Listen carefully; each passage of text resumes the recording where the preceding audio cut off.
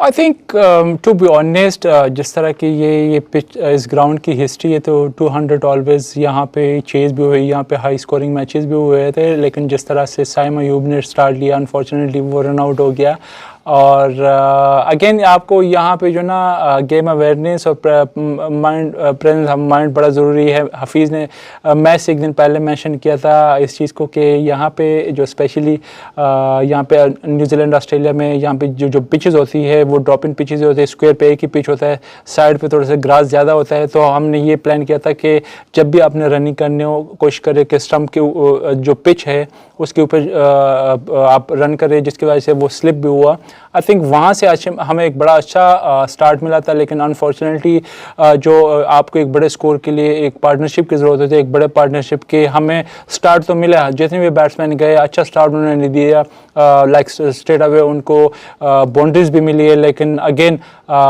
हमें उस तरह के एक दो पार्टनरशिप, जब आप 200 चेस करते हो 200 प्लस, तो आपको एक दो पार्टनरशिप चाहिए जहाँ पे आप 70-80 रन की पार्टनरशिप करते हो, तो तब आप इस तरह के मैचेस जीत सकते हो। अब्बास के साथ सबसे ज़्यादा आपने टाइम गुजारा, तो उनकी बॉलिंग कैसी लगी? वेरिएशंस उन्होंने बड़ी अच्छी यूज़ की, खासकर पहला ओवर जो उन्होंने किया वो 47 मीटर वाली बाउंड्री से किया था, तो बड़ा कॉन्फिडेंस भी लेवल भी बेहतर नज़र आया। आई थिंक पहले तो ये एक बड़ा प्राउड मोमेंट है अब्बास के लिए, मेरे लिए और हमारे पूरे फैमिली के लिए कि पहले मैंने पाकिस्तान को रिप्रेजेंट किया, अब्बास ने किया, तो आई थिंक हमारे पूरे फैमिली के लिए बड़े प्राउड मोमेंट है। और बिल्कुल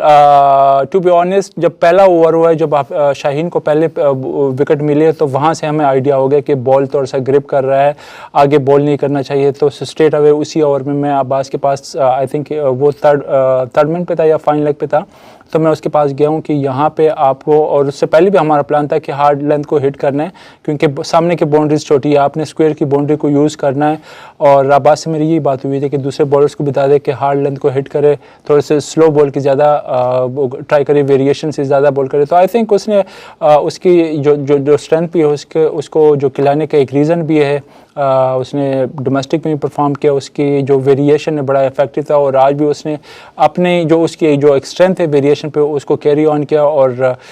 राइट मोमेंट पे उसने विकेट दिलाई। लेकिन अनफॉर्चुनेटली जो एंड ऑफ द रिजल्ट था वो हमारे हक में नहीं आया। आपने फील्डिंग पे इंग्लिश पे तो बोले, कल हमने देखा यहाँ पे हाफ टाइम हमने फील्डिंग पे गुजारा, हमने न्यूजीलैंड की ट्रेनिंग भी देखते हैं, हम उनसे ज़्यादा मेहनत करते हैं फील्डिंग के ऊपर, फिर भी कैचेस ड्रॉप क्यों होते हैं? देखिए आपने खुद यहाँ पे मेरे ख्याल से फ्रॉम द डे वन आप इसको यहाँ पे कवर कर रहे हैं हर चीज़ को, और बिल्कुल हमने स्पेशली वाइड बॉल में आपको ज़्यादा मेहनत की ज़रूरत होती है, सर्कल में रन आउट की या अच्छे कैचेस, जब आप एक दो रन आउट करते हो या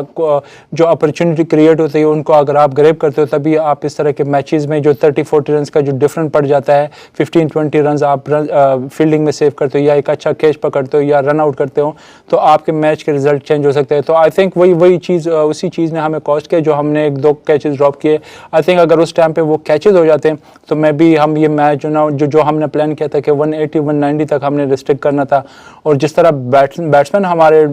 ऑलमोस्ट सबके बल्ले पे बैट पे बॉल आ रहे, तो हम काफ़ी कॉन्फिडेंट थे कि इंशाल्लाह हम ये मैच जीत सकते हैं। लेकिन अगेन वही कि हमारे क्रूशल टाइम पे हमें स्टार्ट तो मिला, लेकिन पार्टनरशिप नहीं रहेगी वहाँ पे। उमर भाई, हर मैच की इनफरादी बॉलर्स की अच्छी परफॉर्मेंस या फील्डिंग के ऊपर हम बात डाल देते हैं, लेकिन एशिया कप से लेकर थ्रू आउट अब तक हम जिस वर्ल्ड क्लास बॉलिंग के मालिक थे वो कहीं नज़र ही नहीं आती है। इस मैच की परफॉर्मेंस, ड्रॉप इन पिचेस, ये रीजन हो सकती हैं, लेकिन हमारी fast bowling specially match winner अब नहीं रही है, और ये नज़र आ रहा है। एशिया कप से लेकर अब तक की जर्नी देखें तो कम से कम 10 से ज़ायद मैचेस बनते हैं जो कि हम नहीं जीते हैं। देखिए अभी ये तो नहीं कह सकते कि हम हमारे फास्ट बॉलर वो हिस्ट्री जो जिस तरह आपने कहा कि पास में हमने बॉलर्स नहीं ज़्यादातर मैचेस जिताए, लेकिन हम एक ट्रैक पे आ रहे वापस इतने मैचेस के बाद। देखिए जिस तरह से हारिस रऊफ ने सेकंड लास्ट ओवर किए, आई थिंक वो उस टाइम पे अगर वो अच्छा ओवर ना निकाले तो मे बी ये स्कोर 240-250 तक पहुँच जाता है। लेकिन हाँ, हम पैचेस में हम अच्छे बॉलिंग कर रहे हैं, लेकिन कंसिस्टेंटली जब आपको एक अपॉर्चुनिटी आपको मिल जाती है और आप उसको कंसिस्टेंटली जब आप अच्छे एरिया को हिट नहीं करते, तो ऑब्वियसली आपको पैचेस में नहीं, जब आप लॉन्ग ज़्यादा ओवर्स आप अच्छे करते हो तभी आप मैचेस जीत सकते हो। लेकिन आई थिंक हम इस पे काम कर सकते हैं, और समटाइम होता है ये आपको टूर्नामेंट का पहला, ये सीरीज़ का पहला मैच था। ऑफ कोर्स हमने जो एरिया, जिस तरह मैंने अर्ली भी मेंशन किया कि जो हमारा प्लान था उस एरिया को हिट नहीं किया, और आई एम श्योर कि उस पर हम बैठ के उस चीज़ पे हम काम भी करेंगे, उस पर दोबारा भी बात करेंगे। बाबर आउट ऑफ फॉर्म चले आ रहे थे बहुत अरसे से, आज उन्होंने स्कोर किया, अच्छे स्ट्राइक रेट के साथ किया, तो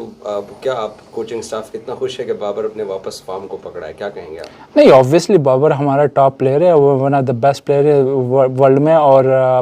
अगर आप उसकी लास्ट सीरीज़ में भी उसकी जो अगर रन्स को अगर आप देखें, वो आउट ऑफ फॉर्म नहीं था, लेकिन सम टाइम आपका लक आपका साथ नहीं देता, वो आके 30-40 रन्स कर लेता है, लेकिन जो हम बाबर से एक्सपेक्ट कर रहे थे कि लंबी इनिंग्स के लिए वो 100 करे, 100 करे, बड़ा 100 करे, तो वो चीज़ उससे अनफॉर्चुनेटली परफॉर्म नहीं हुआ, उस तरह के रन नहीं किए। लेकिन यहाँ पे अगर आप आज उसके स्ट्राइक रेट की बात करें, जिस तरह उसने बैटिंग की है, तो बिल्कुल खुशाइंदा बात है पाकिस्तान के लिए कि बाबर को खुद एक कॉन्फिडेंस मिला है, क्योंकि जिस तरह मैंने अर्ली कहा,